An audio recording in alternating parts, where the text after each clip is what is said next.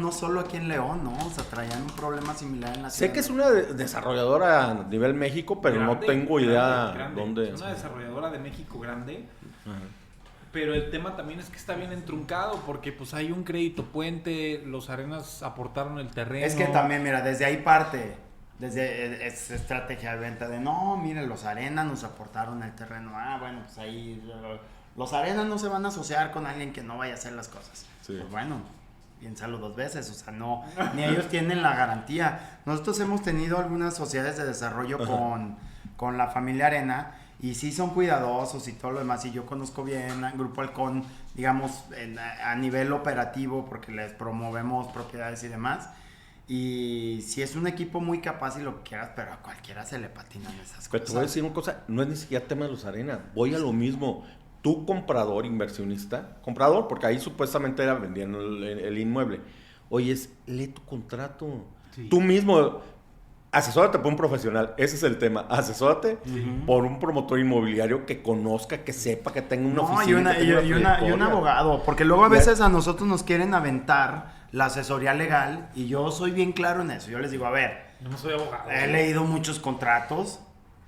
Ya con ChatGPT hasta me puedo disfrazar de abogado para hacerte una cláusula tonta, pero yo no soy abogado y siempre lo dejo ahí por escrito porque yo he usado, es que usa tu machote, órale, no quieres invertirle a tu abogado, no pasa nada. Ese machote, léelo bien, yo no soy responsable legalmente los alcances. de los alcances. Yo lo he usado personalmente para esta casa, para este local, pero yo no sé si es perfectible, si todo lo demás, revísalo bien tú, claro. Y si quieres avanzamos. Y aparte, mira, ha tenido una evolución el derecho tremendo, que digo que era parte de los puntos que había visto, lo de la extinción de dominio, los nuevos obligaciones para los arrendamientos, o sea, eso se ha actualizado y la gente, veo que llegan a la oficina con esos contratos para demandar, dices tú, este contrato, bueno, me ha llegado ver contratos con fundamentación de Colombia, me han llegado contratos que ya las cláusulas dices, oye, esto yo creo que en el 84 medio pudo haber funcionado,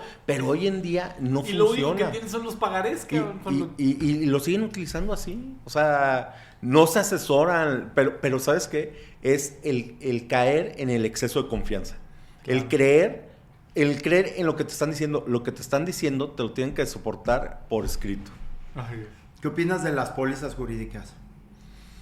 Mira, de chocolate. Las pólizas jurídicas, fue un genio el que las inventó. ¿Por qué? Porque tú compras un seguro de que si te llegan a no pagar la renta, tengas como garantizada la posibilidad de recuperar. No te garantiza que te regresen la renta, no te garantiza desocupación. La desocupación, no te garantiza un gasto ni costas. O sea, lo único que te está diciendo es, si por algo... Es un seguro de litigio. Un seguro de litigio. Si por algo te queda mal, yo lo demando. Y yo lo demando bajo también unos rubros, ¿no? Sí. Porque también tienen unas letras muy chiquitas, muy interesantes, ¿no? En donde dice, tienes que pagar los gastos, te va a costar un porcentaje, o sea, no nomás pagaste la póliza jurídica, la expedición de la póliza jurídica, sino que hay otros alcances ahí. Sí, yo siempre he pensado que las usamos muchísimo, ¿eh? O sea, hoy en día se usa muchísimo. Bueno, ya muchísimo. Casi la mayoría de la gente prefiere póliza que aval. Es que, y yo creo que los culpables somos los asesores un poquito por no ser responsables del alcance legal, porque los clientes que tienen una propiedad no tienen un despacho en la nómina, no tienen un iguala. Sí. Yo sé que estoy haciendo ahorita póliza y aval, güey. Sí, con doble. ¿Sí? O sea, póliza y aval. O sea, porque ya traes el aval, es lo más... La póliza jurídica es muy distinto. Una póliza jurídica que te puede emitir un despacho jurídico que una empresa de administración de pólizas jurídicas, ¿no? ¿Por qué? Porque simplemente esos son machotes. No saben las condiciones del arrendamiento, porque ustedes como profesionales de arrendamientos y de operaciones, pues sabes, cada operación es distinta, y más si son operaciones comerciales, no una bodega, un local comercial, lo que sea. Las condiciones son muy distintas. Las obligaciones que debe contener la póliza jurídica pues son muy distintas. Sí, claro. Pero como no las hace un abogado, sí, claro, pues el tema queda pues en la ignorancia de la persona que redacta esa póliza jurídica. Ya se vuelve algo de gran volumen y nomás vas cambiando los nombres y ya acá. Y nada más. Casi, casi. Y ese es el problema que traes luego cuando quieres utilizar tu póliza jurídica.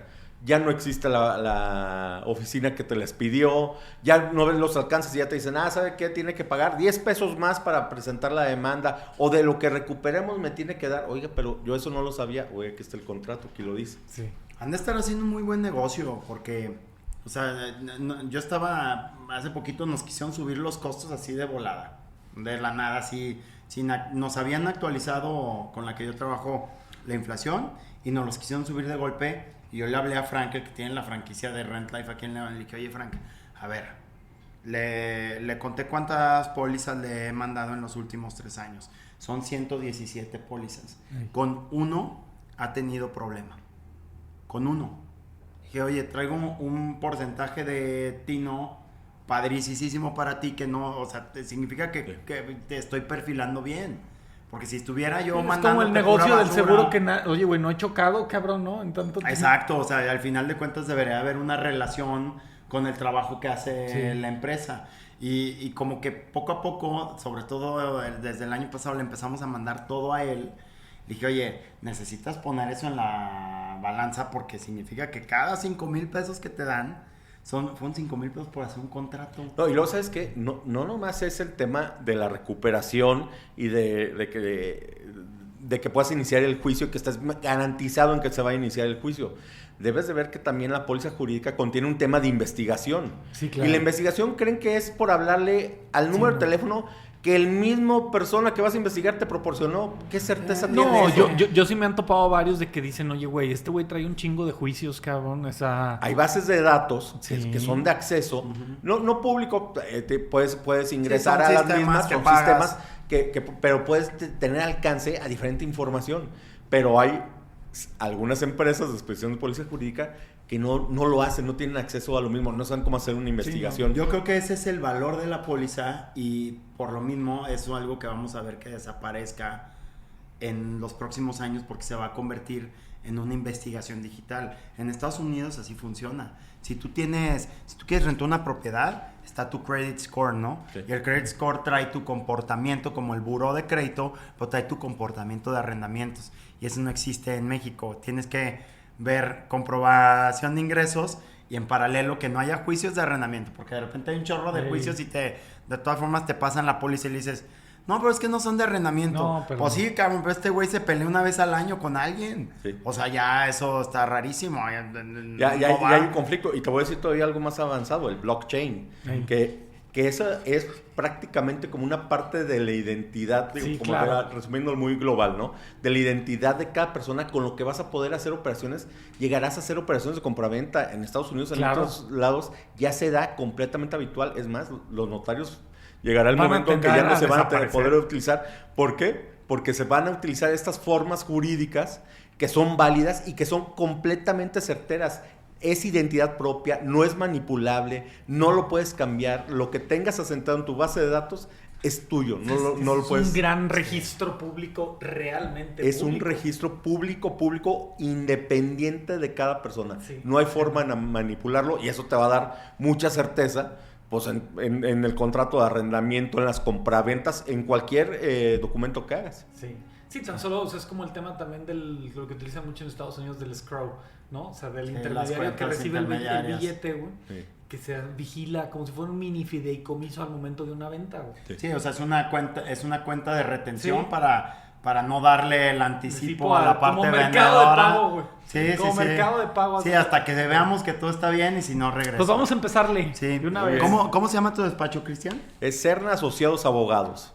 Serna. Estamos aquí en León, ya tenemos, pues ya, acabamos de cumplir 22 años de litigio en la ciudad. Pues a ver si Vamos a empezamos empezar. un poquito, platicándonos un poquito de Todo ti. tu Y background. ahorita Jaime va a hacer la introducción. Claro que sí. Bueno, pues otra vez aquí en un episodio de Inmuebles sin filtros. Bienvenido, Juan Pablo, buenas tardes. Buenas tardes, mi Jaime. Y tenemos un gran invitado hoy, licenciado Cristian Serna, abogado penalista. Muchas gracias. ¿No? Y Aquí estamos, sí. Pues Cristian, lo primero que hacemos, bueno, es agradecerte la invitación a este espacio. La participación a este espacio. Se las agradezco yo.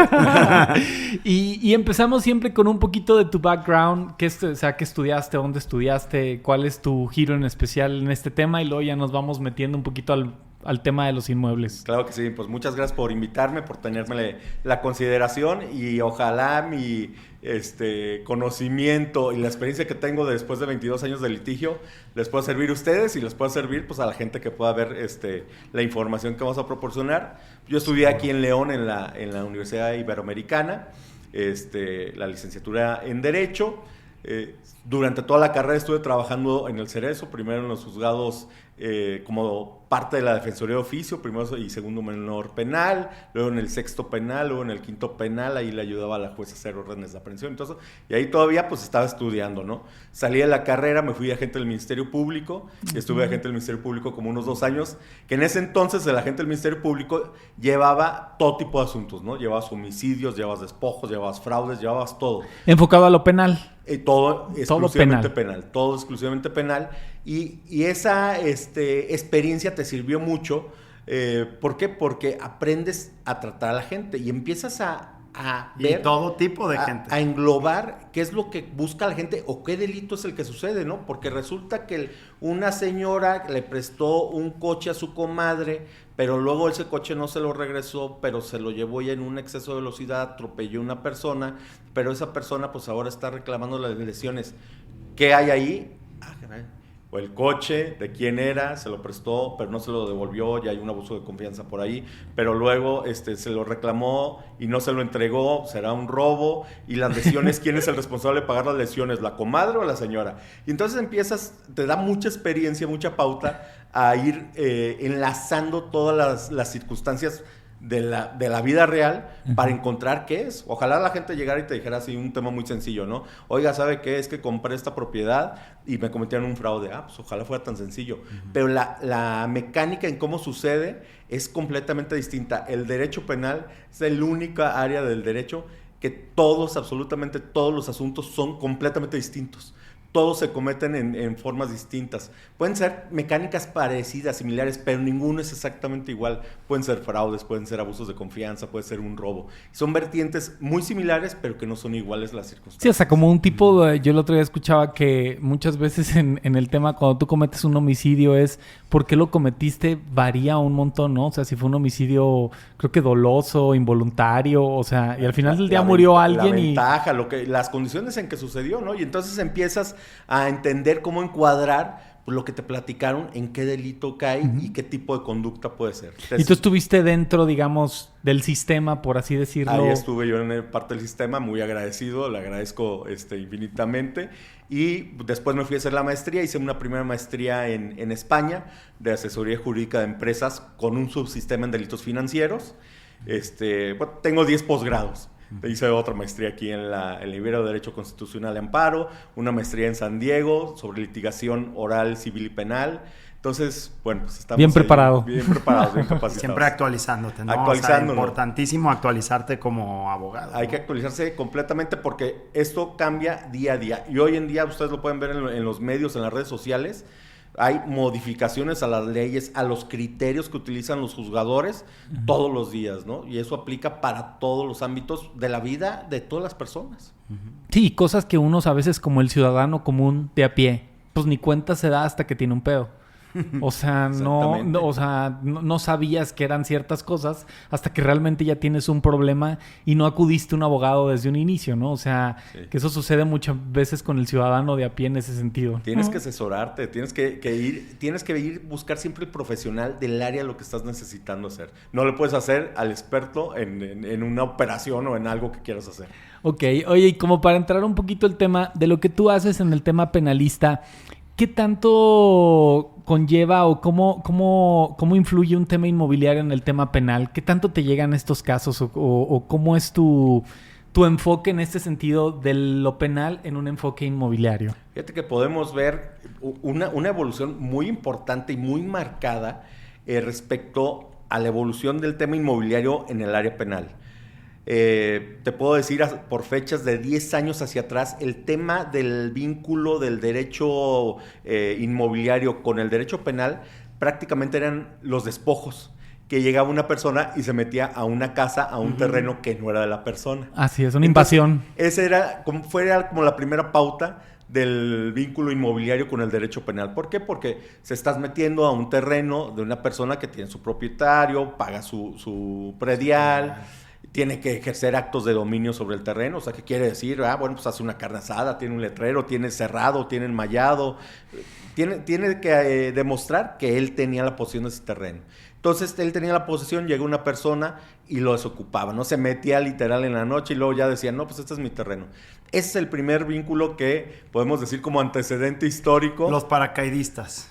Paracaidistas y todo tipo de problemas luego familiares, ¿no? Es que ese terreno era de mi abuelita y a mí me dijo que me lo iba a dar y se mete sin escritura, sin permiso, sin absolutamente nada que lo apoye y justifique por qué se va a meter, ¿no? Entonces, ese es como un primer antecedente. Y luego viene esta evolución del tema inmobiliario con el derecho penal.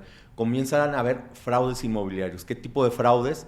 El edificio que iban a construir, que vamos a vender en preventa, ¿no? Y vas a tener un mejor precio. Entonces tienes que dar un anticipo del 30% y aquí vas a firmar el contrato.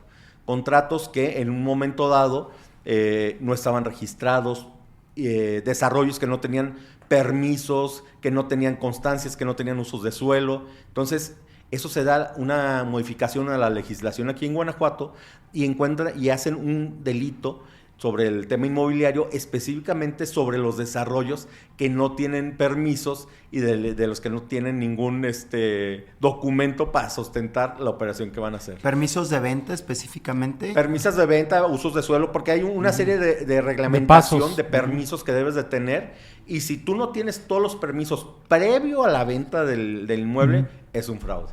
Ya. Sí. O sea, es un fraude en el sentido de que eso está bien interesante. O sea, porque si vemos en este caso, bueno, en la ciudad, en muchas ciudades, el tema de preventa donde tú compras en papel.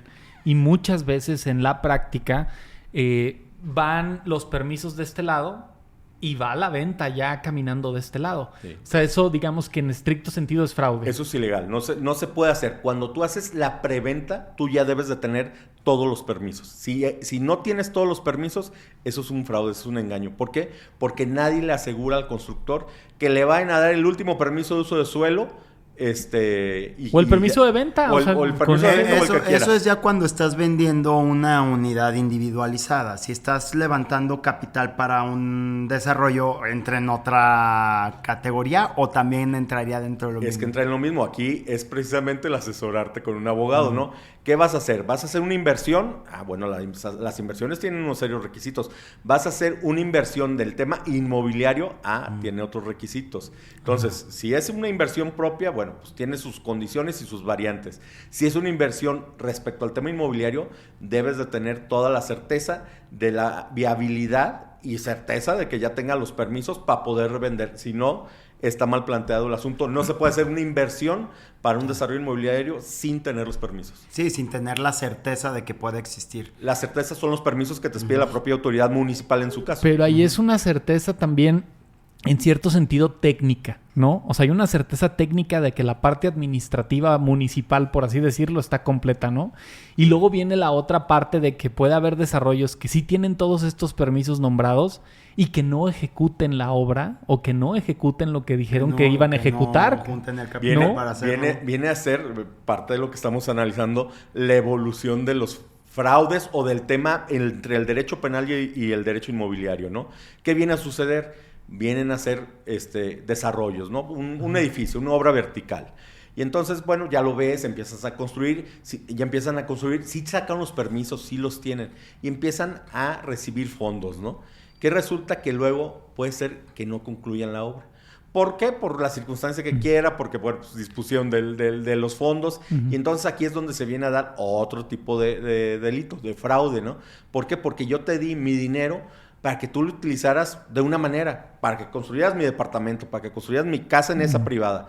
Y luego resulta que ya ese dinero ya no lo utilizaste para realizar esa obra, pues ahora ahí obviamente hay un fraude, ¿no? Porque ahí también, al igual que en los homicidios, como platicamos ahorita, hay fraudes intencionales y hay fraudes no intencionales. Yo he visto algunos desarrollos, lo hemos platicado mucho Jaime y yo aquí, que tal vez la voluntad estaba, tal vez las ganas de hacer un proyecto padre, la decencia, ¿no? Pero en esencia, pero desde el principio decías, ay, ¿cómo le van a hacer con el precio? Bueno, fue tal vez una ignorancia o falta de asesoramiento de precios o demás para que se logre y termine en un proyecto no logrado y con mucha gente afectada. Sí. Hay otros casos que no serán mencionados por nombre que claramente traen un poquito más de dolo. Sí. Aquí aplica lo mismo que en los homicidios de fue intencional, no intencional a la hora de ser castigados, digamos. Aquí, bueno, depende la forma de participación, ¿no? Porque aquí la participación en un fraude inmobiliario, bueno, puede venir desde los directores, puede venir desde el personal de ventas, puede venir de los socios. O sea, aquí en México se dio una modificación al Código Penal hace ya más de 10 años que se llama la responsabilidad penal de las personas morales. No quiere decir que metas al osito Bimbo a la cárcel. Uh-huh. Más bien hay sanciones. Estoy poniendo, pues la empresa es muy decente.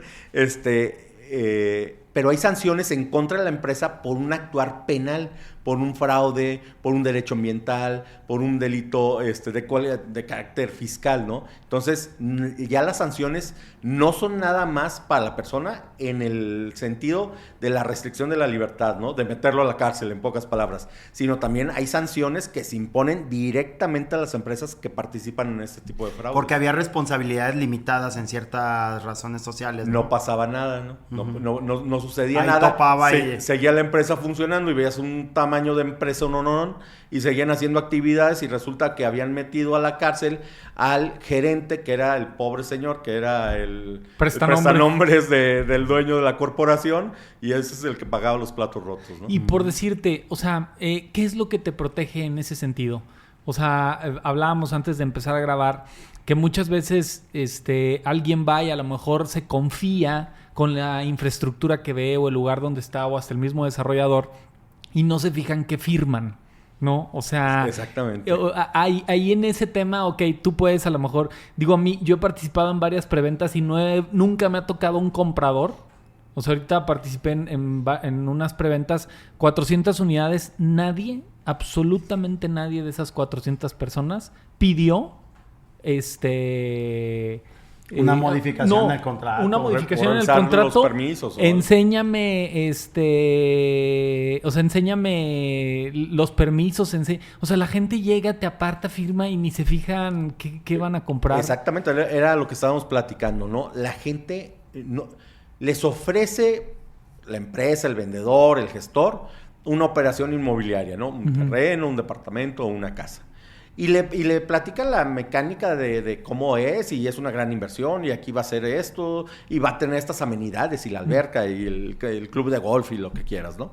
Pero resulta que el documento que firman, el documento donde se basa y se plasma la voluntad que tiene el comprador y el vendedor, es completamente distinto. Y habla de un contrato de inversión, ya no habla de un contrato compraventa. Tú a lo mejor creíste que estabas adquiriendo un inmueble, pero resulta que no, estás adquiriendo una inversión en donde tú te comprometes a entregar cierta cantidad y el desarrollador se compromete en la medida de su posibilidad a hacer un desarrollo. Tenemos un asunto en Cancún en donde precisamente son unos extranjeros. Los extranjeros no pueden adquirir bienes en la franja fronteriza, en el mar. Entonces, se adquiere a través de un fideicomiso. Pues resulta que a esta persona, este extranjero, no le explica ni sus abogados ni el banco, ni mucho menos el desarrollo inmobiliario, que estaba adquiriendo unos derechos de un fideicomiso. Esos derechos se pueden extinguir. Un fideicomiso puede durar máximo 50 años. Tarde o temprano esos 50 años va a llegar y la propiedad va a dejar de poderla utilizar, porque al final de cuentas nunca fue suya, ¿no? Fue del banco que la administraba y que era el titular del bien. O sea, no es un inmueble que ingresa en un fideicomiso, sino eran los derechos nada más. O sea, es un inmueble que ingresa a un fideicomiso, pero ese inmueble nunca va a ser de la persona, porque como no puede adquirir, por eso lo compra fideicomiso. Y esa es la realidad de todos los extranjeros que compran en franjas es lo que pasa, fronterizas. que no les ponen de conocimiento ni les explican qué es lo que están comprando. No estás comprando una casa, no estás comprando un departamento, estás comprando unos derechos de utilización del inmueble. Nunca va a poder ser, hasta este momento, como está la legislación, nunca va a poder ser tuyo ese bien inmueble. Y si él vendiera esos derechos de fideicomiso a una persona mexicana, ahí... Le puede vender los derechos del fideicomiso, pero ahí, si le quisiera vender la casa como tal, sigue otro procedimiento porque habría que extraer la casa de ese fideicomiso para que ese mexicano adquiriera esa casa. Ponerle en un depositario temporal porque él no puede ser... Pero eso ya sería otra mecánica y eso es muy distinto, ¿no? Aquí la problemática es que nadie les explica los alcances de lo que estás firmando o de lo que estás adquiriendo. Lo mismo pasa con lo que estamos hablando. Ahorita estamos hablando de este sentido de un fideicomiso o de adquirir una propiedad en una franja fronteriza o en el mar. Pero bueno, pues tenemos aquí muchos desarrollos que podemos ver que se quedaron a un 60, un 70% de construcción y la gente dice, oye, yo compré este departamento. No compras, revisas el contrato y el contrato no dice que lo compraste. El contrato habla que invertiste, que y al ser una inversión, pues la puedes perder, ¿no? O sea, que tienes la intención en la unidad tal, pero que ellos deciden si te van a vender y que puede haber una actualización de precio. Pero no estás comprando ahí el inmueble. ¿Qué pasó? Pues no te asesoras, no lees el contrato, porque bueno, pues también no es que sea la persona experta, ni sea su obligación. Pero si ya estás entendiendo que vas a firmar un contrato, pues bueno, te tienes que asesorar por un abogado, por un notario. ¿Y qué pasa si qué pasa, supongamos en un supuesto, bueno, valga la redundancia, pero que tú te invitan a un tema de preventa, ¿no? Y el contrato es leonino, como dicen por ahí, ¿no? Sí. O sea, donde realmente estaba la intención de fregar en un sentido de que yo no te prometí nada ni nada, esto fue lo que tú firmaste, tú me diste este dinero y aquí decía que posiblemente lo podías perder, ¿no? Por ejemplo, ¿aún ahí aplica fraude o ya te metes como a cuestiones de interpretación? Es que yo creo que ahí cabría la interpretación. ¿Por qué? Porque volvemos a lo mismo. Hay que ver los alcances de lo que tú estás adquiriendo. Si tú estás comprando una inversión inmobiliaria, bueno, tiene los alcances. ¿Por qué? Porque los negocios también se pierden, no en todos los negocios se gana.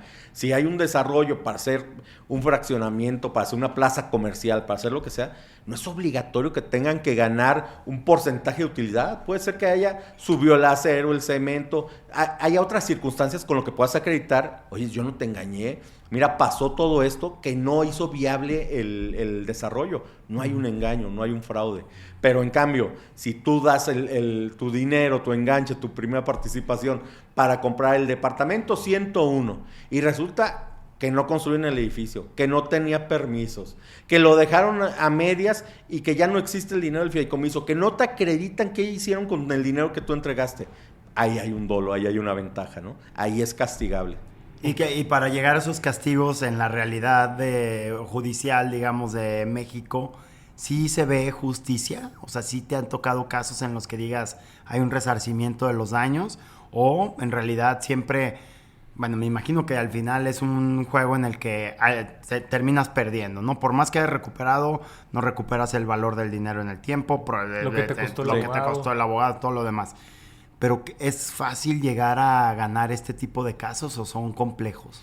Son complejos, ¿por qué? Porque tienes que acreditar. Hoy en día la justicia en México es a través de la oralidad, ¿no? En el caso penal pues, son juicios orales, ¿no? Entonces, se entendería que son procedimientos que son más beneficiosos o más rápidos, ¿no?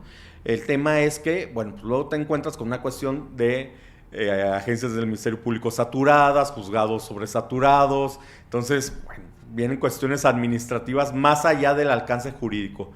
De que se da el delito, se da. Hay que estar muy al pendientes porque hay una situación.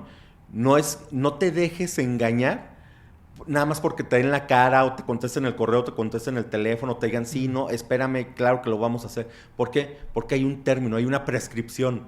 Y si tú antes de ese término, que en Guanajuato es de 2 años, no presentas la denuncia, si lo presentaste a los 2 años, 1 mes, sabes que el fraude que te hicieron, por lo menos penalmente, ya no va a proceder. En 2 años prescriben los fraudes. En 2 años prescriben los delitos ¿Y que se convierte en algo mercantil o qué es? Se convierte en algo mercantil, tendrás que irte por la vía mercantil para demandar pues, la devolución de tu dinero, ¿no? Pero ya no es sancionable la cuestión personal del engaño, del dolo que te plantearon, porque eso es un engaño. Ahí tienes que castigar a la persona es a la que tienen que meter a la cárcel. Y que ¿no? ahí es donde haces más presión para poder recuperar. O sea, cuando está en juego la libertad de alguien, por ejemplo, ¿no? Haces más presión, pero te voy a decir una cosa. Vámonos al espíritu real del derecho penal, es castigar la conducta de la persona. Ahí una persona te hizo un fraude, te engañó, pues amerita que esté restringido su libertad, que esté en la cárcel. No es una denuncia que una demanda, ¿no? Un castigo, no es lo mismo una denuncia una demanda, ¿no? ¿Por qué? Porque pues, el que le quitas una bodega, un terreno, una camioneta al que te hizo un fraude, pues bueno, va a volver a ser otro fraude. Pero el que tú lo puedas meter a la cárcel, que se le sancione con una privación de su libertad, eso es el fondo del derecho penal. Ese debe ser el objetivo que se debe perseguir a todos los defraudadores que están haciendo ese tipo de acciones. Claro. Está bien interesante esa parte porque, como bien lo mencionaba Juan Pablo, muchos de los desarrollos que vemos, por decirte, en pandemia sucedió que iniciaron con todo una idea y con un buen estudio y con buenas cosas y todo.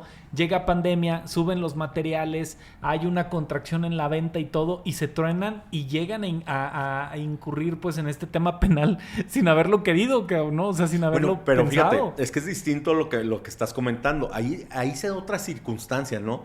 Resulta que hay factores externos a tu voluntad que te hacen incumplir tu desarrollo, tu proyecto. Bueno, eso lo puedes acreditar. Si así sucedió, lo puedes acreditar y ahí demuestras que no hay un dolo, no hay una ventaja. Contrario a lo que te digo, tú das un anticipo y resulta que se lo llevaron a construir a Baja California. Que en esa preventa no hay nada, ¿no? No pusieron ni los cimientos, no pusieron nada. Oye, resulta que de esas preventas que diste y de ese dinero que se recaudó, que fueron 10 pesos, resulta que se puede acreditar con un peritaje que ahí no hay invertidos más que 2 pesos. Evidentemente los otros 8 pesos se los llevó esta persona defraudadora, ¿no? Entonces ahí son circunstancias distintas, ¿eh? Okay. Oye, y por ejemplo, ahorita como entrando también en este tema, hablando, bueno, ahorita entramos en lo de las preventas. ¿Qué pasa con el tema de las suplantaciones de identidad, por ejemplo? O sea, ahí también, digamos, es un fraude en el sentido... ¿quién pues si alguien te suplanta, se daba mucho que rentabas la casa, pedías una copia certificada, a lo mejor falsificabas INES, identificaciones o algo. Sí. Ahí también, eso es un fraude, ¿no? Que te están cometiendo a ti, sí. Que también va incluido ahí el comprador, el notario, o ahí, ¿cómo funciona el tema penal en ese sentido? Bueno, podemos ver hoy en día una suplantación de personalidad pues muy extensa, muy profesional, que decirlo de alguna manera. ¿Por qué? Porque ya tienen un avance respecto a acceso a INES, que no es que sea precisamente falsa, es una INE original, pero no es de la persona que corresponde, ¿no? Copias certificadas de unas escrituras. Entonces, ya hay una mecánica de suplantación de personalidad impresionante que podemos ver hoy en día. Hoy en día también esas ventajas de esos controles te ayudan a tener mucha más solidez. ¿Qué es lo que sucede? Lo tienes que revisar todo ahora con mayor detenimiento, ¿no? Que el CURP de la persona corresponda, que la identidad. Ya si está vendiendo una persona a través de un apoderado, no es que obligatoriamente si lo compras un inmueble a través de un apoderado vaya a ser un fraude, ¿no? Pero bueno, te da un foco rojo para analizar todavía más, porque tienes que analizar la identidad de la persona que sustenta como apoderado y la identidad de la persona que otorgó el poder. Así es. Que esté debidamente registrado. Que esté registrado. ¿Ante qué notario? Mira, lo acabas de comentar.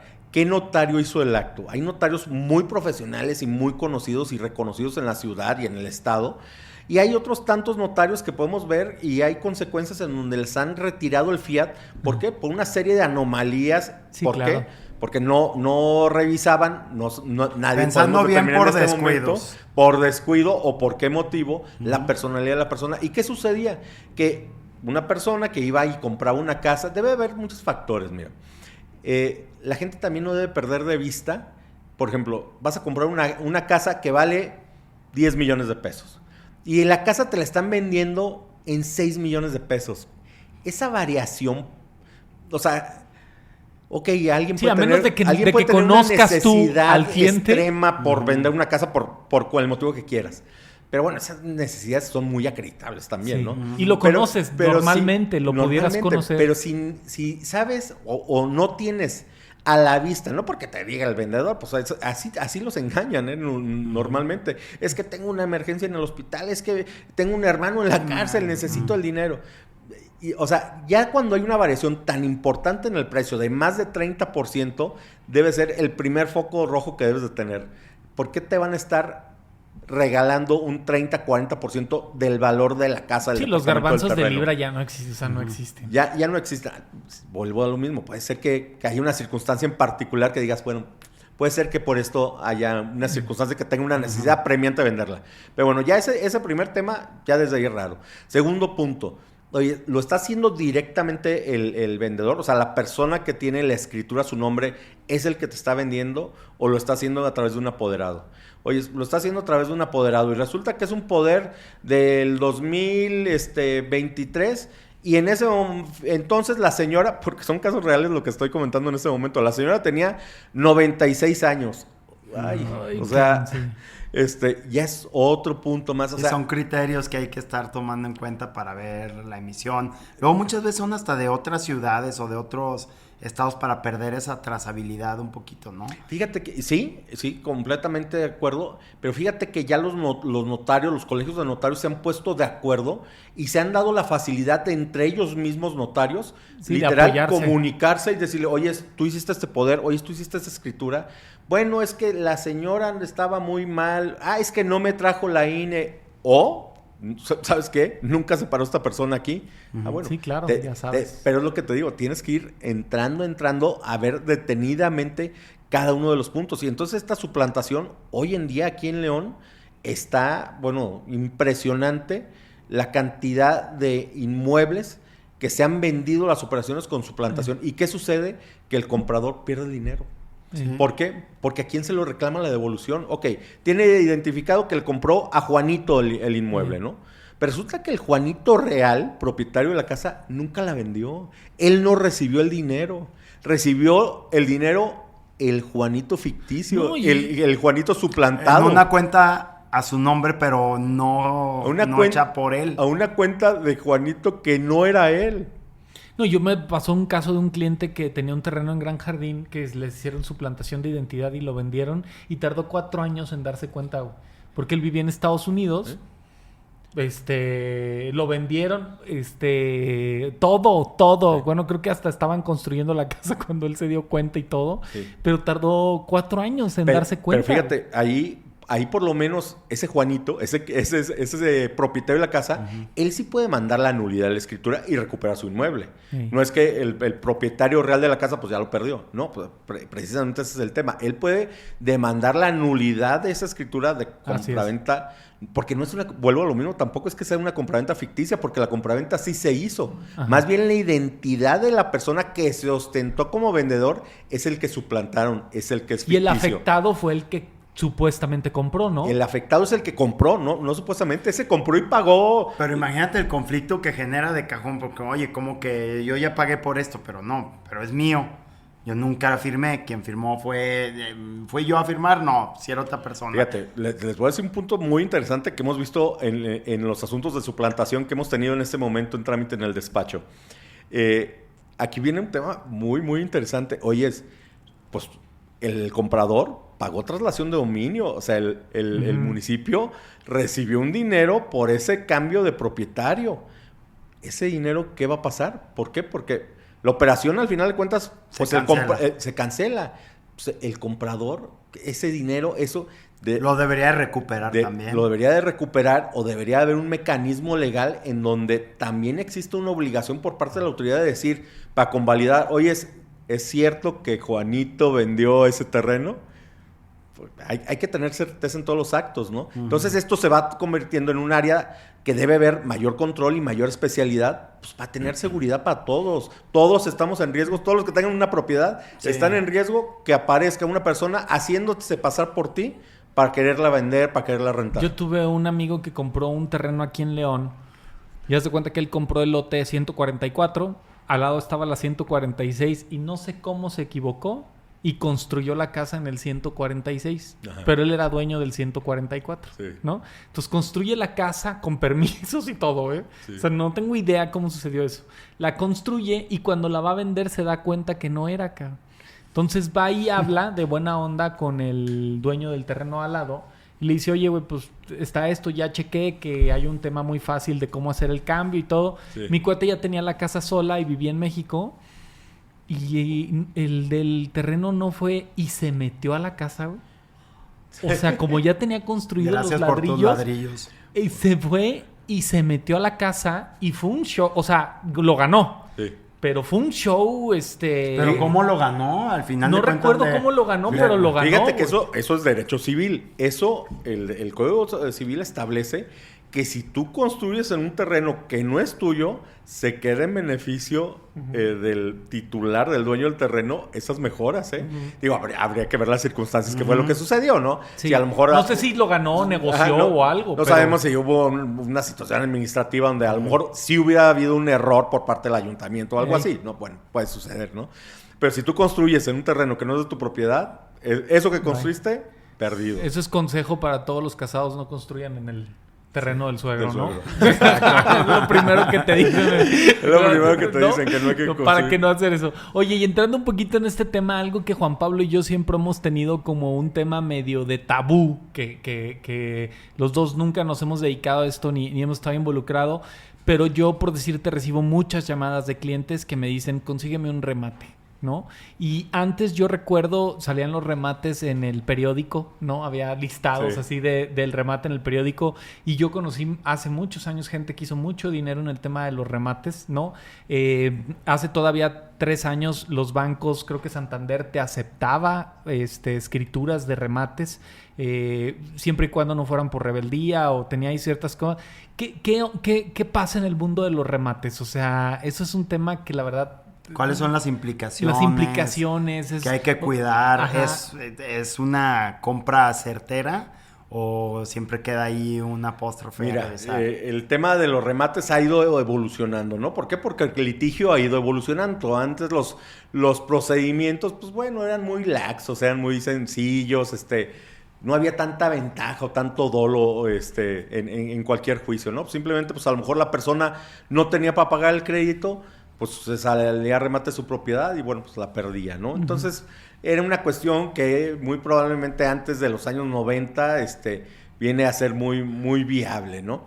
Vienen estas devaluaciones tan conocidas que suceden y bueno, vienen ahí hasta esos como asociaciones que protegían a los deudores para que no remataran sus propiedades, ¿no? Okay. Y entonces hacían plantones afuera de los juzgados para que no entraran los abogados para poder hacer el remate de la propiedad. Y pegaba, porque cerraban los juzgados y si hay un remate señalado para el día 15 a las 10 de la mañana y es día 15 y no puedes entrar al juzgado, no se lleva a cabo y tendrán que señalar una nueva fecha. Y funcionó muy bien en los años 80, 90, ¿no? Pero bueno, era un método muy ordinario, muy arcaico, ¿no? Para impedir un remate. Viene el remate de las propiedades, ¿no? ¿Qué sucede? Este remate, pues, es porque la persona ya no puede pagar ese crédito y entonces... A cualquier acreedor, ¿no? A cualquier acreedor, tiene que ser un bancario. Un banco, una persona que le haya prestado un dinero, una persona que le dio un pagaré, una deuda que pudiera tener, ¿no? Entonces, embarga la propiedad, no le paga, se sigue el procedimiento y se remata, ¿no? Se hace un avalúo de la propiedad. ¿Qué es lo interesante o qué es lo jugoso en un remate? Que la propiedad de entrada pues, es 30% abajo del precio. Uh-huh. Entonces, la propiedad... ¿Ese es un mecanismo que establece el banco? Así viene la ley, así lo contempla la ley. Okay. Así lo contempla la ley. Entonces, bueno, ya tiene un descuento ese precio, ¿no? Uh-huh. Entonces, sale en ese precio de remate y hay diferentes postores, ¿no? Puede haber... ¿Esas son las famosas almonedas? Sí, las almonedas, exactamente. Okay. Las almonedas que son propiamente el remate o es la junta en donde están... Bueno, pueden estar varias personas y ahí hay una puja. Pueden estar ahí todos presentes, pueden haber 1, 2, 5 gentes y decir, bueno, yo ofrezco 1,100,000, 1,200,000. Y pueden ir pujando y ir subiendo esa postura hasta adjudicarse, quedarte con la propiedad, ¿no? Entonces, ese es el remate. Lo interesante es ese descuento inicial que te dan. Uh-huh. ¿Qué es lo que sucede después con estos remates? Hoy en día hay un criterio que salió de la Suprema Corte en donde establece la protección de los derechos humanos es la máxima del derecho. Más el derecho hoy en día, el derecho constitucional en México. ¿Qué es lo que se busca? Pues proteger tus derechos, que nadie te haya visto la cara propiamente, ¿no? Entonces resulta que en esa protección de esos derechos humanos, un remate que tú tenías en una propiedad, en un juicio que te siguieron, pues no te emplazaron, no te notificaron bien.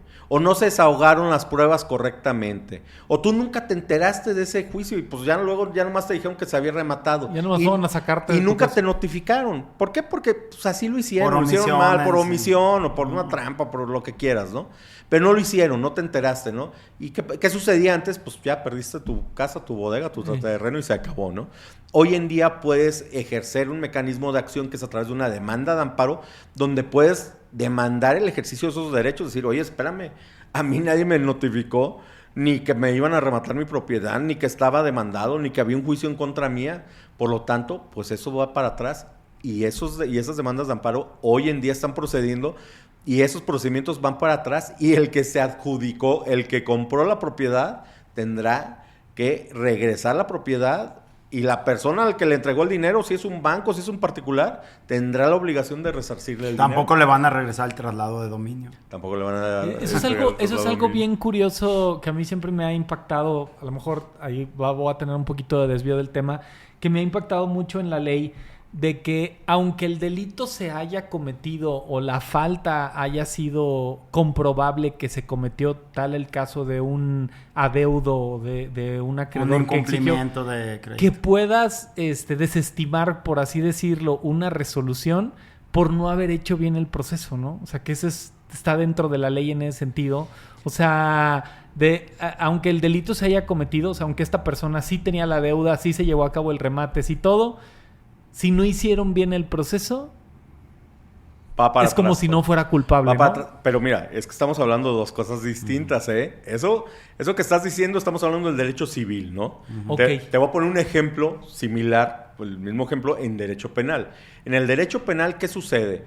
Llegas, sales ahí de tu casa, una persona que medio traviesa, y ve ahí un automóvil deportivo precioso, y con la puerta abierta con las llaves y dice, mi oportunidad, si siempre lo quise utilizar, y se sube al coche y se da una vuelta y se va a Centromax, regresa y todo, lo utiliza, da 2 días y luego va y lo deja en la esquina, el coche otra vez con las llaves y todo, ya se lo robó, el coche ya lo robó, ya cometió la conducta, ya hay una responsabilidad penal, ya aunque lo resarza, ya cometió aunque el delito. ¿No haya una denuncia? No, tiene que haber una denuncia, tiene que haber una denuncia. Que recordemos que todas las personas que tenemos conocimiento de un delito tenemos la obligación de denunciarlo.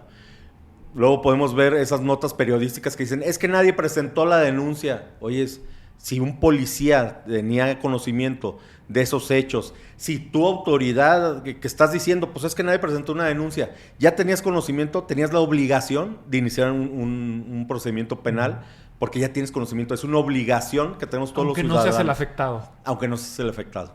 Okay. Tienes la obligación de poner el conocimiento de una autoridad, cualquier delito que tú hayas tenido conocimiento. Como la regla del buen samaritano de Jerry Seinfeld, ¿no? Sí. Oye, Cristian, y en el caso de esto de los remates, ¿qué tanto tiempo después los puedes echar para atrás? O sea, esto puede pasar 20 años después, 30 años después. Muchos traslados de dominio posteriores. Mira, hay un principio que son los 10 años, que es la máxima de la prescripción que se tiene estipulada, ¿no?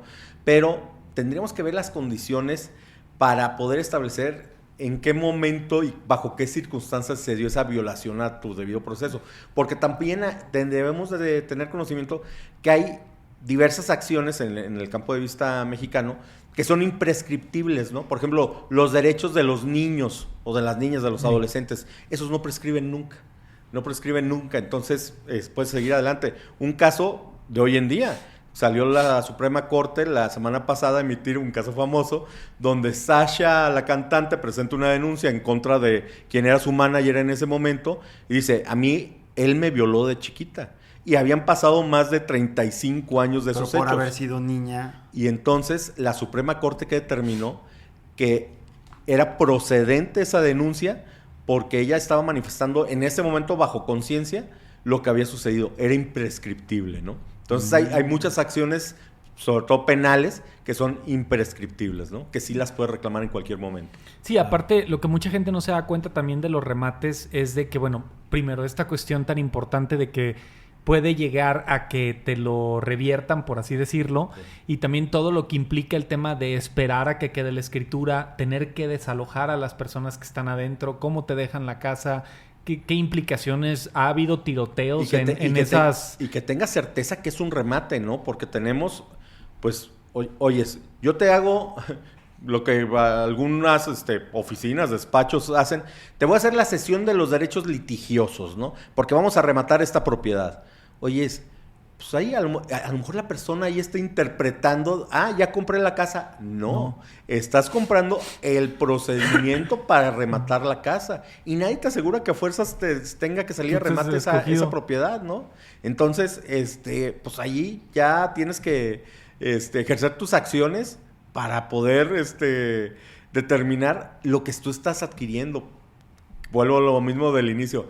Tienes que leer, tienes que tener certeza de lo que estás haciendo. Si no lo sabes, asesórate. Sí, no, asesórate. Ese es el punto, te tienes que asesorar. ¿Tú comprarías un remate? Yo no compraría un remate.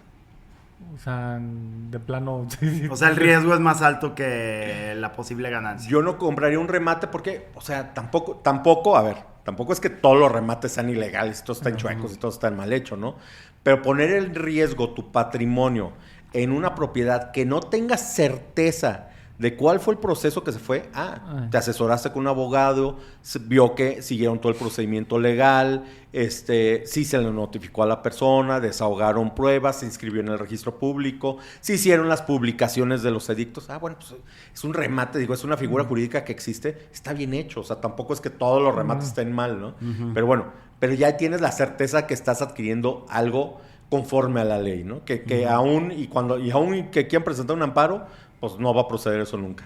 Que era el supuesto que decimos, oyes, pues si estás viendo, vas a adquirir una propiedad y tú tienes conocimiento, o tu asesor está teniendo conocimiento que no lo emplazaron, o sea, no le notificaron directamente al deudor, no desahogaron pruebas, tenían que publicar el edicto 3 veces y salió 2 veces. Oyes, está mal, estás comprando algo mal, eso se va a caer, eso es irregular. Por eso, los remates debes de tener mucha certeza de auditar cómo fue el procedimiento. Ese es el remate. ¿Y es fácil acceder a esa información? O sea, tú tienes acceso, cuando tú vas a participar en una almoneda de remate, tú te pueden prestar el expediente y tu abogado o la persona lo puede checar y revisar que se hayan cumplido los requisitos legales. Sí, no, está interesante. Oye, y otra cosa que lo hablábamos también creo que al inicio, que a mí me ha parecido bien interesante es por una situación que conocí a un cliente que así le pasó. Cuando tú te invaden un terreno, si no los agarras en flagrancia, o sea, de que tú hablas y me están entrando y la fregada o algo así, o sea, tú te vas hoy, dejaste tu terreno y al otro día llegas y hay alguien ahí, la gente hay veces que no entiende, o bueno, yo así lo entiendo así, tú no los puedes sacar. O sea, tú no los puedes sacar. Porque ahí ya es algo penal, ¿no? Tú mismo estás cometiendo un delito. Si lo sacas a patadas, te estás metiendo tú eres el delincuente. Tú estás haciendo justicia por tus propias manos. Y es un delito que se llama ejercicio arbitrario de propio derecho, ¿no? Cuando tú tienes un mecanismo para ejercer un derecho que es tuyo y no te vas a ese mecanismo para ejercer ese derecho, vas tú y sacas a esta gente a madrazos y los vuelves a meter allí y los sacas a la calle y sacando todas las cosas y contratan una grúa y sacas un camión que ahí metieron y todo eso. Eso es un delito contra el propietario de su terreno. Se llama ejercicio arbitrario. ¿Y es penal? ¿Es penal? Sí. ¿Y entonces qué hay que hacer? ¿Esperar que un proceso? No, esperar. Lo que tienes que hacer, lo legalmente que tienes que hacer es presentar una denuncia por un delito de despojo, ¿no? Entonces presentas la denuncia por delito de despojo. Para eso es la ley, lo tienes que ejercer. Mira, todos podemos tener conocimiento de lo tardado que puede ser el trámite de cualquier procedimiento penal o de cualquier procedimiento jurídico, ¿no? Pero tarde o temprano va a llegar el resultado, siempre va a haber un resultado. Digamos que te tocó la mala suerte, ¿no? O sea, porque te invadieron un terreno, pues tendrás que irte por la vía penal y esperar a que los desalojen. Vas a ganar. De que ganas. Vas a llegar a ese resultado. Siempre vas a obtener un resultado favorable. Si tú tienes la razón, tú vas a llegar a ese camino. No puede ser el camino fácil, porque si no, pues imagínate, pues es interpretativo, ¿no? Porque pues a lo mejor tú dices, bueno, sí, es mi terreno, pero a lo mejor esa persona que se cree con derechos de un terreno o que sepa tú qué otro acto quiera hacer, pues está cometiendo un delito. O sea, no lo puedes ejercer. Aún y cuando sea tuyo, aún y cuando tú tengas tus escrituras, tu predial y todo, pues esa persona que se metió está cometiendo un delito y lo que tú tienes que hacer es presentar una denuncia, pues para que se enjuicie esa persona. Que también hay que mencionar que ahí el tiempo vale, porque si no entras en un tema de prescripción positiva, ¿no? 10 años, sí, no, porque se interrumpe cuando tú presentas la denuncia por despojo. Sí, pero, o sea, me pasó con otro cliente que ni sabía que tenía un terreno aquí de casi 3 hectáreas por las joyas y lo olvidó, 20 años. Y cuando regresó, ya 20,000 metros ya estaban construidos y tenían escrituras de prescripción positiva. ¿Sí? O sea, pero te estoy hablando, él lo compró en el 79, nosotros lo tratamos de vender en el 2020. ¿No? Estás hablando ya de 41 años.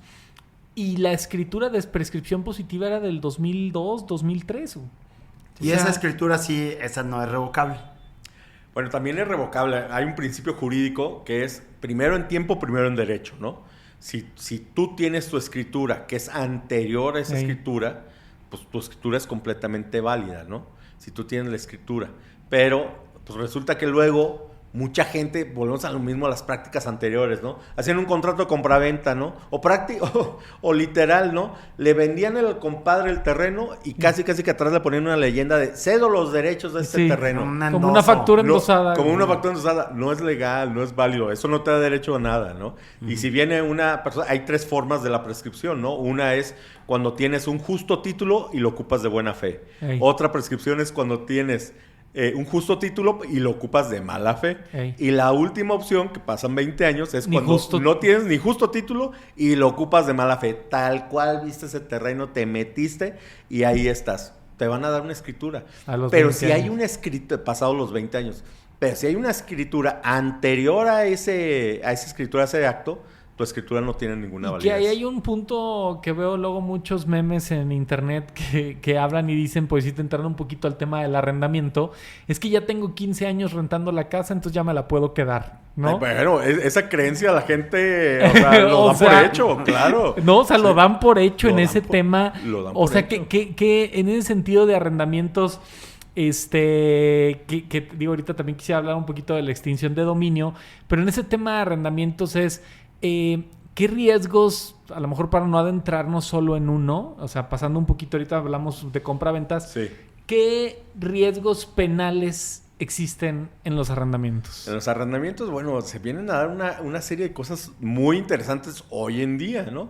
¿Qué sucedía? El contrato de arrendamiento, pues era un contrato en donde pues tú le permitías a una persona ocupar un bien inmueble a través de un pago de una mensualidad, ¿no? Por ocupar ese inmueble. Punto. No había mayor tema, ¿no? ¿Qué es lo que sucede? El estallar delictivo de violencia en México, eso ha ido permeando que vaya a haber una evolución, o que hay en ese momento una evolución jurídica, pues para darle más seguridad al Estado, al gobierno, y buscar más seguridad para los ciudadanos. Podría luego interpretarse, por ejemplo, el tema de la extinción de dominio como una seguridad para el Estado. Porque ¿qué es la extinción de dominio? La extinción de dominio es cuando en un inmueble se comete un ilícito, el gobierno, el Estado, tiene la facultad, la ley, de decir, como esto está irregular y están utilizando este inmueble para un fin ilícito, me lo quedo y lo expropio y es para el gobierno, para sus intereses. Lo rematarán, se lo adjudicarán, pondrán una casa de apoyo a la mujer, lo que sea, ¿no? buscando darle un fin lícito, ¿no? A ese inmueble ilícito. Por eso hoy en día los contratos de arrendamientos deben de reunir una serie de requisitos. Entre esos requisitos es que tú establezcas desde el inicio en el contrato que debes de tener la certeza de que el arrendatario, la persona que te va a pagar la renta, haga ese pago con dinero lícito. Y por eso viene esta mancuerna ahora con esta también modificación fiscal de emitir facturas para comprobar que a ti te dieron ese dinero de una manera lícita, de una cuenta bancaria registrada, que paga impuestos, que se tiene un control sobre ella, sobre una propiedad que es tuya, que es de tu propiedad. Y esa es la forma más efectiva de acreditar. Existen varias. Sí, porque al final no eres la policía tú, ¿no? O sea, es que ahí te pasan un poquito la responsabilidad de las unidades de investigación del gobierno, ¿no? O sea, te convierten a ti como arrendador en una entidad obligada a investigar a quién le está rentando. Pero pues tú solo como ciudadano normal, común y corriente, tienes un alcance limitado para saber si esta persona es un delincuente o no. Es como las obligaciones, mira, estamos hablando del punto de vista jurídico y ustedes han tenido notarios invitados. El gobierno le ha impuesto obligaciones a los notarios de enterar el impuesto. Los notarios tienen que informar el pago de los impuestos. Sí, es el verdugo del SAT. De una compraventa. Transmiten esa obligación a un particular, a un ciudadano, ¿no? Que es el notario. Pues sí, hacen las funciones notariales, pero pues ya tienes que hacer funciones a través del Estado. Aquí es lo mismo, ¿no?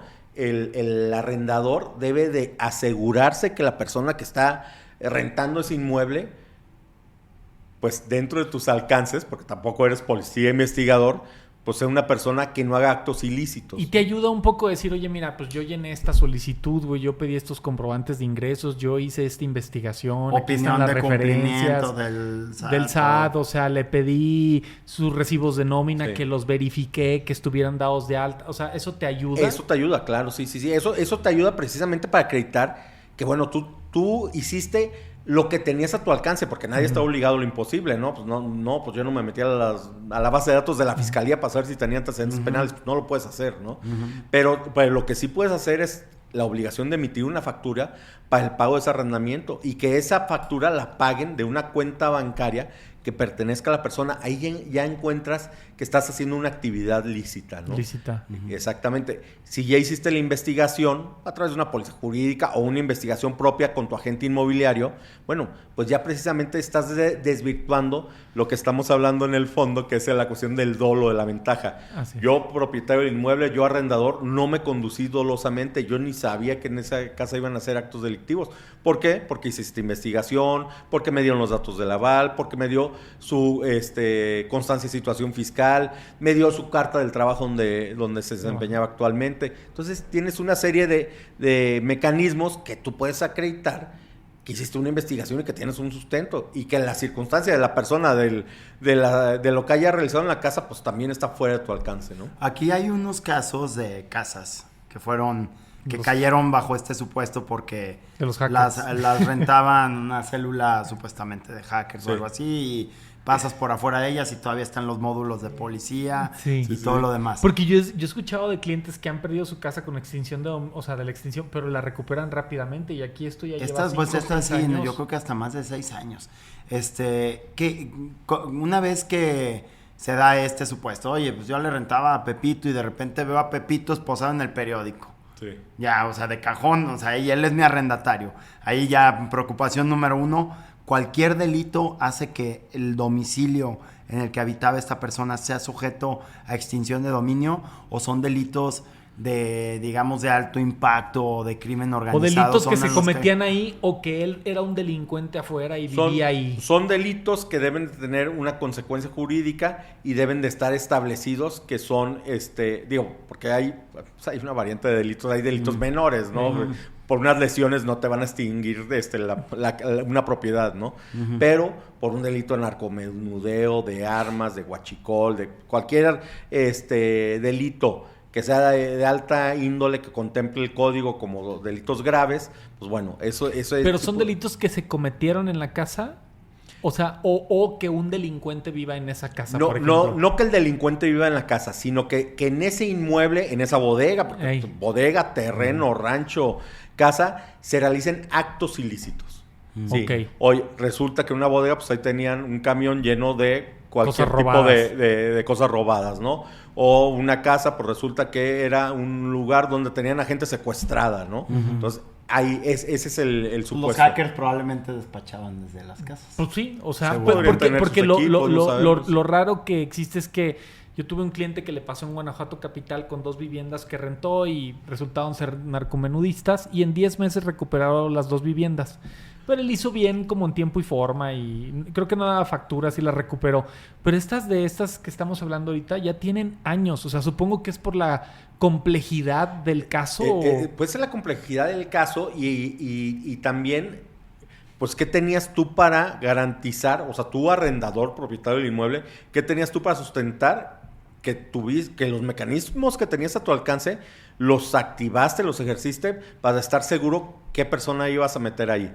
Podemos ver, el procedimiento de extinción de dominio es completamente atípico, es un procedimiento muy particular, porque es un procedimiento que es en materia penal, pero sigue como si fuera un procedimiento de oralidad mercantil, un desahogo de pruebas, un ofrecimiento de ¿Esto pruebas. de la extinción de dominio existe en otros países? Sí existen otros países. Y ahorita en México se está aplicando bastante, bueno, pues porque volvemos a lo mismo, por la situación de violencia que existe en el estado, en la ciudad, en el país completo, pues eso obligó al estado a un mecanismo de decir, bueno, ¿sabes qué? O sea, debes de cuidar al máximo qué personas van a ocupar un inmueble para que luego, pues... Y también ahí hay que tener mucho en cuenta temas de implicaciones de las obligaciones de un arrendador o también la cuestión, porque yo he escuchado historias, me platicaba un cliente que su papá, cuando no le pagaban la renta, iba y les quitaba la puerta principal, ¿no? De la casa. Le bajaba el switch. No, se las quitaba o les quitaban el medidor o vas y cambias las cerraduras de la puerta para que ya no puedan entrar. También entender que como arrendador al hacer eso es un delito, ¿no? Mira, o sea, ¿cuál es la implicación acabas ahí? de decir un punto súper interesante, ¿eh? ¿Por qué? Porque lo podrías hacer, no lo puedes hacer, de entrada no lo puedes hacer, pero hay una ley de condóminos del estado de Guanajuato, que en esa ley sí te establece la posibilidad de restringir los servicios. Entonces, ¿por qué? Porque no existe un pago de mantenimiento, ¿no? Pero debe estar enterado, Pero obviamente. precisamente volvemos a lo mismo, el hacerlo bien. Entonces debe haber una obligación, pues debe ser un condominio, debes de tener una acta de asamblea donde hiciste una sociedad, una serie de requisitos, ¿no? Pero bueno, eso te da el mecanismo legal. Volvemos a lo mismo, si haces bien las cosas, la ley te apoya y tienes la razón. O sea, ahí tienes una serie de mecanismos en donde verdaderamente tú puedes accionar una consecuencia por una omisión del arrendatario. Oye, ¿sabes qué? Pues no ha pagado la cuota de mantenimiento, no ha hecho esto. Luego hay una mala interpretación, tanto por abogados o por personas, que dicen, no, es que la ley dice que sí le puedo impedir el acceso o le puedo bajar la luz. Oye, O ya no le abro la pluma. O ya no le abro la pluma. Oye, no es que lo puedas hacer tú. O sea, tienes el procedimiento legal para que tú lo ejerzas y le solicitas a una autoridad para que lo haga. No es que tú vayas y hagas eso. ¿Por qué? Porque si no estás cometiendo un delito, ¿no? Sí, o sea, de cambiarle la cerradura. Por decirte, si fuera a lo mejor no un condominio, pues le estás rentando una casa en Jardines del Moral para oficinas, no te paga la renta y vas y le cambias la cerradura, es un delito, ¿no? Les quitan los medidores de luz, los Sí. medidores de agua. No lo puedes quitar. Tú no puedes Sí. quitar un medidor de luz, no puedes quitar un medidor de agua. Estás cometiendo un delito, ¿no?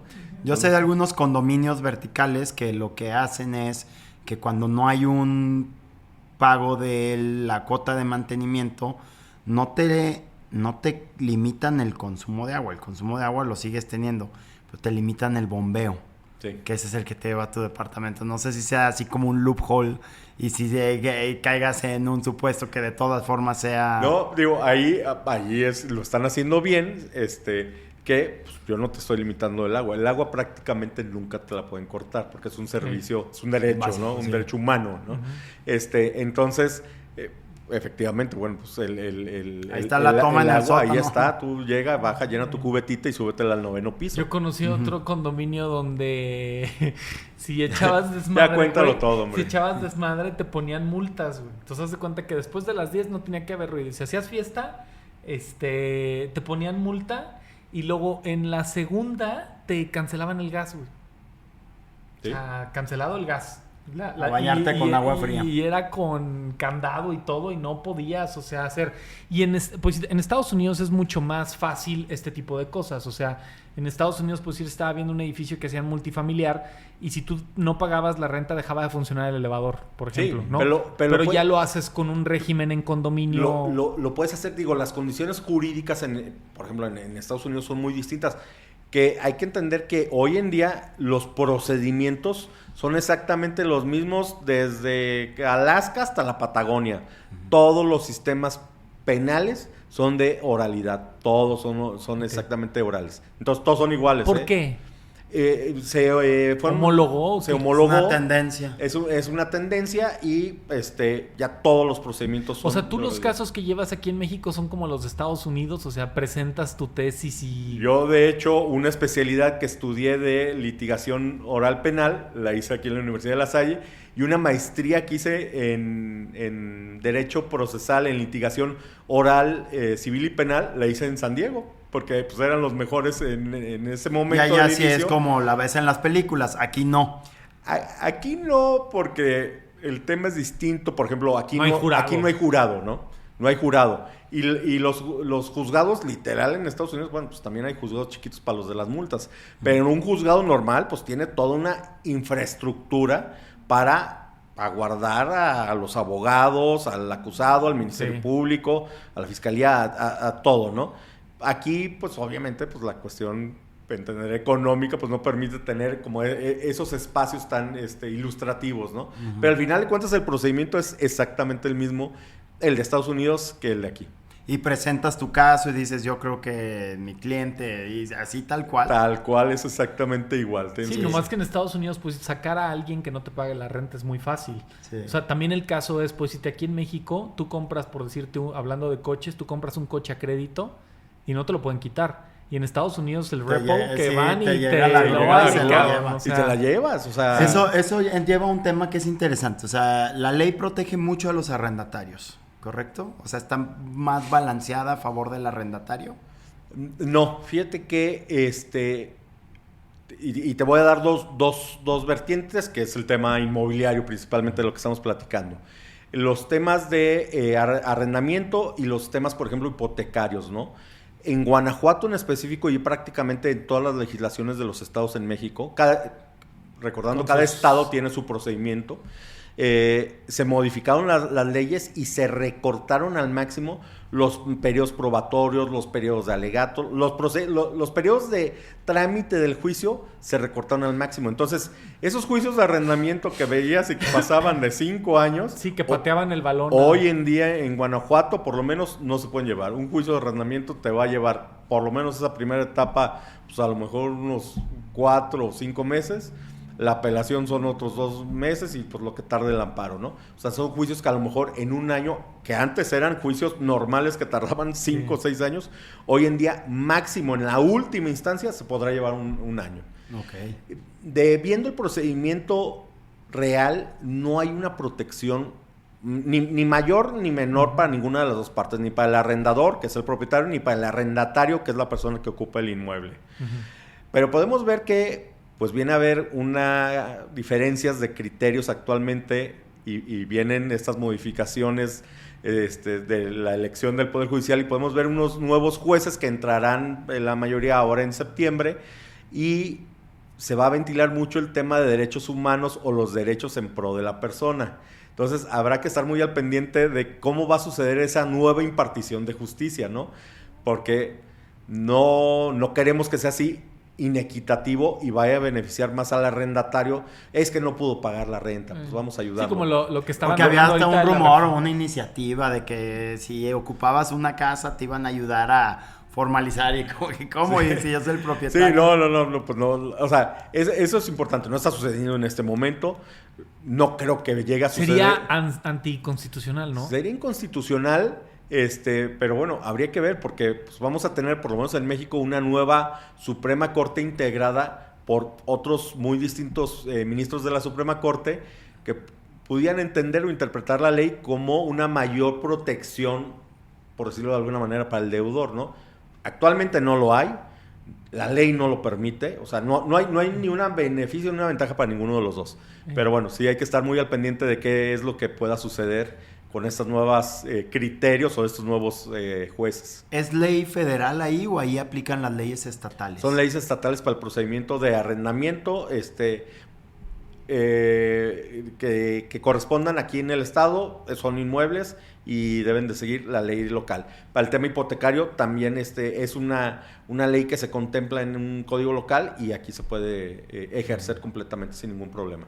Okay.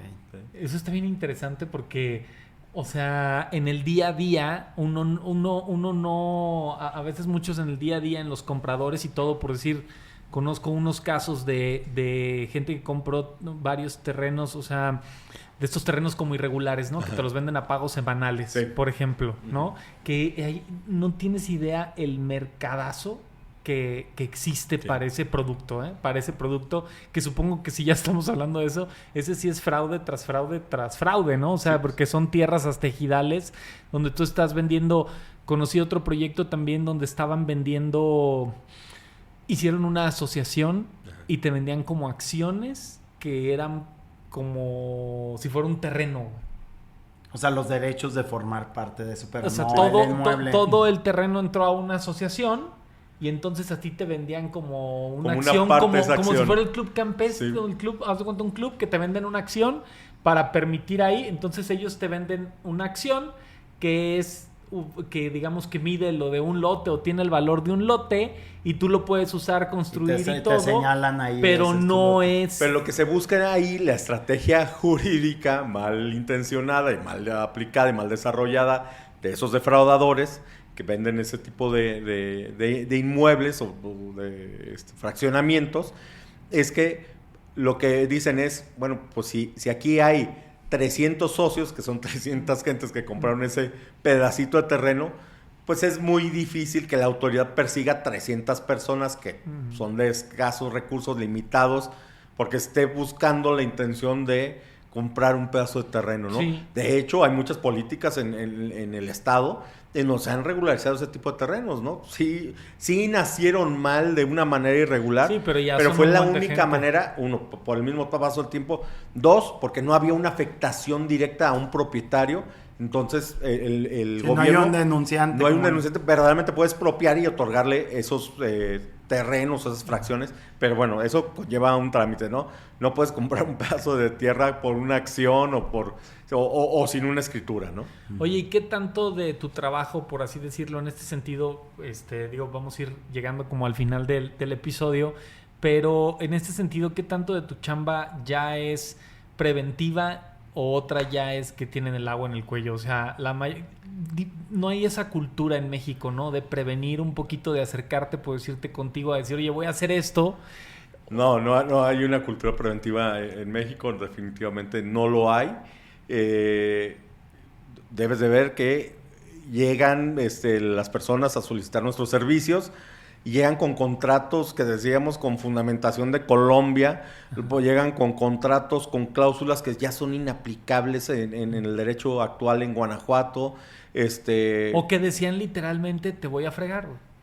O sea, digo, esos contratos son literal los que muchos desarrolladores existen en este momento. Hey. Gente que de recursos, con profesionistas, donde adquirieron inmuebles y adquirieron bajo la promesa de que les iban a vender un departamento, un terreno o una casa, y resultó que nunca leyeron el contrato, y el contrato establece unas condiciones completamente distintas a lo que te ofrecieron.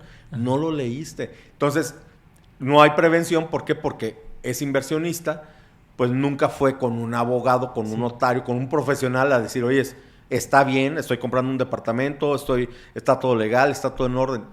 No hubo una asesoría. No, y aparte, pues obviamente tú cobras menos la asesoría que el litigio. O sea, la inversión que hubieran hecho por pedir una asesoría... No necesariamente, porque bueno, si tú respecto a una asesoría... Bueno, es que una asesoría no es como una plática y camínale, ¿no? O sea, es una asesoría que conlleva, ¿no? Lo que estamos diciendo, oye, si va a adquirir un remate, oye, tengo que hacer un estudio para determinar que ese procedimiento, ese juicio donde está ese inmueble, pues siguió todos los mecanismos legales, ¿no? Sí. Entonces, pues bueno, pues es que no es como una consulta, ¿no? Sino es, ya haces todo un trámite para garantizar pues, lo que está solicitando la persona, ¿no? Sí, es mucho más sano una asesoría que cualquier juicio. Simplemente por el transcurso de tiempo, ¿no?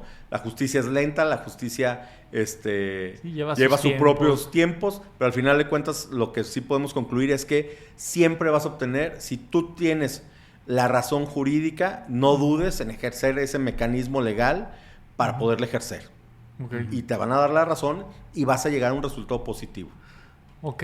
No, y tener también como en este tema o sea, entiendo que siempre en cualquier operación que influye dinero, obtener una plusvalía o una ganancia, siempre existe un riesgo.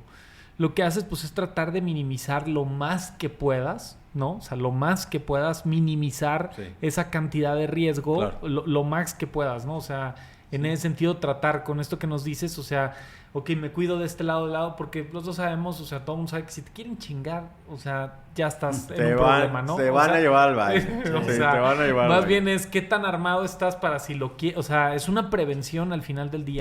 Pero si tú te asesoras y por mucho que te quieran plantear el negocio de tu vida, si tú contratas un profesional, un notario, un abogado, vas a poder determinar perfectamente que eso no procede, que es ilegal, que no reúne los requisitos legales, vas a estar protegido, no vas a llegar a eso. De perder un gasto de unos honorarios, que lo que quieras que pueda representar, a perder la cantidad total de la inversión que te están poniendo sobre la mesa, es incomparable, Claro. O sea, pues debes de actuar y contratar a un profesional, ¿no? Eso es como ir al doctor, bueno, pues ir al doctor, ya te revisó, ya te analizó, ya te dio la medicina, ¿ya te curaste? No. Tienes que seguir el tratamiento y tienes que seguir todo. En el mundo jurídico es exactamente lo mismo. Tienes que darle oportunidad a tu abogado que lea, que revise los papeles, que lo dictamine, para que tengas toda la certeza de que esa operación que vas a hacer en esa compraventa de ese terreno, de ese departamento, es completamente válida. Si no, directo vas a ir a perder tu dinero. Sí, claro. Está interesante. Cristian, y ahí en el despacho de ustedes, errando un poquito, que hacen todo tipo de asesoría legal, penal, civil, mercantil, ¿cuáles son sus especialidades? Nuestro despacho es especialista en litigación. Nosotros iniciamos como un despacho especialista en materia penal y amparo. Esos es los elementos, las áreas del derecho más fuertes que tenemos. Pero bueno, pues tengo 9 especialistas ahí en el despacho que podemos prestar servicios en materia familiar, en derecho civil, en derecho mercantil, en diferentes áreas de derecho. Vemos muchos contratos, vemos muchas asambleas, fideicomisos. Y entonces, pues bueno, eso nos da posibilidad de analizarlo en conjunto, porque un contrato no es que sea un tema mercantil, un contrato tiene una arista penal. ¿Por qué? Porque sí, claro. Si tú no revisaste las cuestiones de la responsabilidad de lo que estás haciendo, pues puedes estar cometiendo un delito. Ajá. Si tú no analizaste tus obligaciones de pago, condiciones, de intereses, puede ser que estés en un interés que sea ilegal. Si tú no revisas tus condiciones civiles que sean lo que tú estás proponiendo apegado a la ley civil, que estás cometiendo un delito. Entonces nosotros en conjunto revisamos los asuntos y podemos determinar la mejor seguridad para nuestros clientes. Sí, desde un enfoque multidisciplinario, digamos. Completamente, sí. Y eso, pues bueno, nos crea una diferencia, y en particular nosotros, bueno, pues tenemos muy arraigado el tema penal, y entonces eso es lo primero que revisamos, la responsabilidad que puedas tener tú como persona y liberarte, que tú no tengas ningún alcance y no caigas en ninguna responsabilidad. Claro. No, pues está súper interesante este tema. La verdad es que, o sea, interactúo mucho yo con contratos, ¿no? Porque pues, es parte de lo que hacemos. Día a día. Pero ya los ves como algo estándar, y en realidad, pues tal vez con un poco de suerte nunca hemos caído en una situación complicada, pero te pones a pensar que mucho puede ser suerte, así ¿no? Sí, bueno. ¿Quién necesita un abogado cuando las cosas están bien? Exacto. Sí, hay operaciones, hay cosas que tú sabes que pueden ser más especializadas. Tú lo sabes perfectamente cuando haces una operación o estás haciendo una negociación. Tú sabes qué tanto alcance puede tener, ¿no? Entonces, ese alcance es el riesgo en donde tú debes de ponderar, de decir, necesito estar asesorado porque no lo sé, porque no entiendo hasta dónde voy o no entiendo cuál va a ser el resultado de todo esto. Para eso te tienes que asesorar y tener la oportunidad de buscar un abogado. Sí, claro. Perfecto. Cristian, pues, ¿dónde te pueden encontrar? ¿Tienes página web, internet? Pues nosotros tenemos nuestra página de internet que es cernaabogados.com. Tenemos nuestras redes sociales, igual con el mismo nombre, Cerna y Abogados, en Instagram o en Facebook. Y ahí pueden encontrar nuestro domicilio, nuestro teléfono. Y pues estamos a la orden para cualquier asesoría o cualquier tema que ya tengas en camino. Con todo gusto podemos asesorarte y representar tus intereses. Perfecto. Pues muchísimas gracias. No, hombre, gracias a ustedes por tomarme en cuenta y por invitarme. Gracias. Gracias. Ay, güey. Qué interesante, cabrón. ¿Cómo te sentiste?